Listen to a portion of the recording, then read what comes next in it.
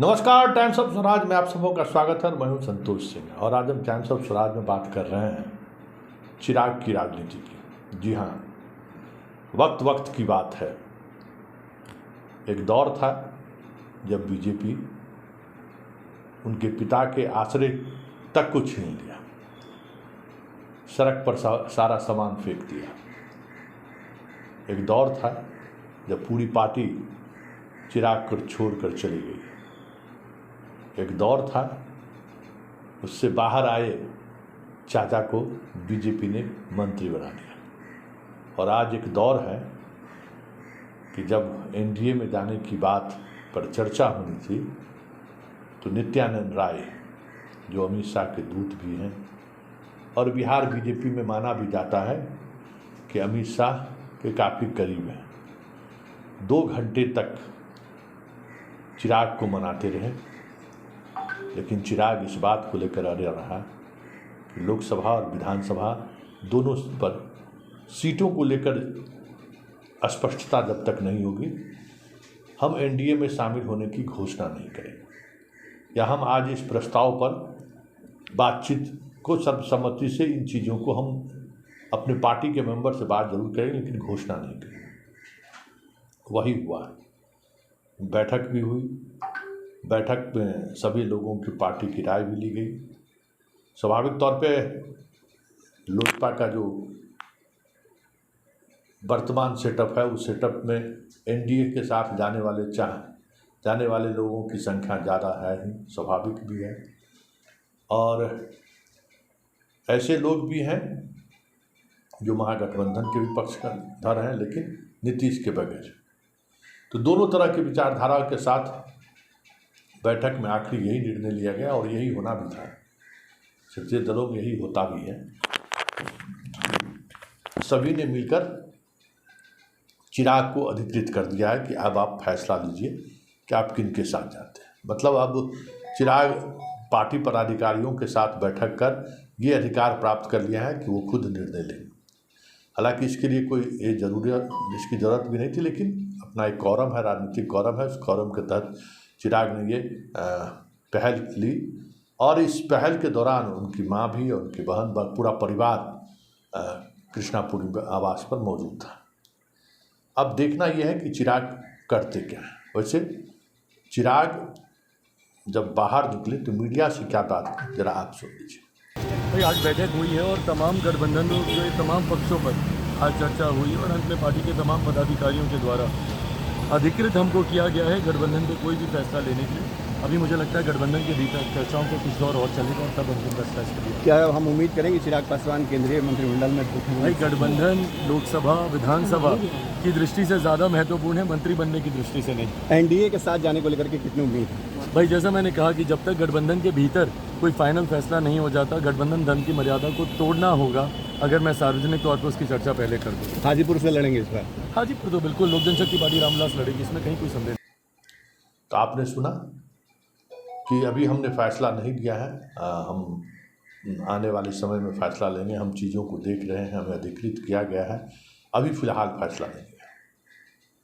मतलब होता है कि जब तक हम कमज़ोर थे तब तक आपकी हर बात, हर जुल्म को हम सहते रहे। आज आपकी मजबूरी है चिराग, तो आज हम अपनी शर्तों पर आपसे हाथ मिलाएंगे। स्वाभाविक है, राजनीति में यही सच्चाई है। क्या कितना अपना है कितना पराया है इससे मतलब नहीं है। जब लेन देन की बात आती है तो उसमें जैसे ही सिचुएशन बदलता है, पॉलिटिकल पार्टी के लोग अपनी नीति भी बदलना शुरू कर देते हैं, अपना नीयत भी बदलना शुरू कर देते हैं। तो आज चिराग को अपर हैंड है। स्वाभाविक है, जिस तरीके से विपक्षी एकता की मुहिम बिहार से शुरू हुई है और जिस स्तर पर मुहिम पहुंच चुका है, उससे कहीं न कहीं बीजेपी घबराई हुई है। ये साफ दिख रहा है कि हर क्षेत्रीय दल को किस तरीके से हम अपने साथ जोड़ें, इसको लेकर अब बीजेपी तमाम ऐसे लोगों को जो उनके पॉलिटिकल पार्टी में भरोसे के लोग हैं उनको उन्होंने लगा रखा है। चिराग से मुलाकात कुछ इसी तरीके की चीज़ें को इंगित करता है। लेकिन एक सवाल और भी है, सिर्फ बिहार बीजेपी ही नहीं, बिहार के जितने सहयोगी दल एनडीए के साथ जाने वाले दल हैं वो भी आजकल फूक फूक कर बयान भी दे रहे हैं, फूक फूक कर कदम भी बढ़ा रहे हैं, क्योंकि नीतीश कुमार को लेकर जो कन्फ्यूजन खड़ा हुआ है उस कन्फ्यूजन के ऊपर सिर्फ पत्रकार ही नहीं है, बीजेपी के तमाम राज्य स्तरीय नेता भी परेशान हैं कि क्या होगा। कुछ नेता तो ऐसे हैं कि अगर नीतीश की वापसी हुई तो मेरा क्या होगा, हम जिस तरीके का बयान नीतीश को लेकर देते रहे हैं, मेरा क्या होगा, वो इस चिंता में रात भर सो नहीं रहे हैं। सहयोगी दल चिराग भी इस कन्फ्यूजन में है कि भाई कहीं नीतीश आ गए तो मेरा रास्ता क्या होगा। तो 18 तारीख को जो बैठक बुलाई गई है एनडीए की बैठक, बिहार के कितने दल शामिल होंगे कहना मुश्किल है, क्योंकि चिराग ने आज इसकी घोषणा नहीं की है। दिल्ली पहुंचकर भले वो घोषणा करे, ये अलग बात होगी, लेकिन जिस अंदाज में बिहार की राजनीति चल रही है और जिस तरीके की संभावनाएं बनती दिख रही है, ऐसे में फिलहाल कोई पार्टी कुछ निर्णय ले इस स्थिति में नहीं है, खास करके एनडीए बीजेपी से जुड़े हुए जो दल हैं। और ये भी है कि बीजेपी भी इन दिनों नीतीश को लेकर थोड़ा सॉफ्ट हो गए हैं, बोलने से लोग परहेज कर रहे हैं। कई जगह पर नीतीश को लेकर जो उन्होंने होर्डिंग लगाया था वो होर्डिंग भी बीजेपी वालों ने रातों रात हटवा दिया है।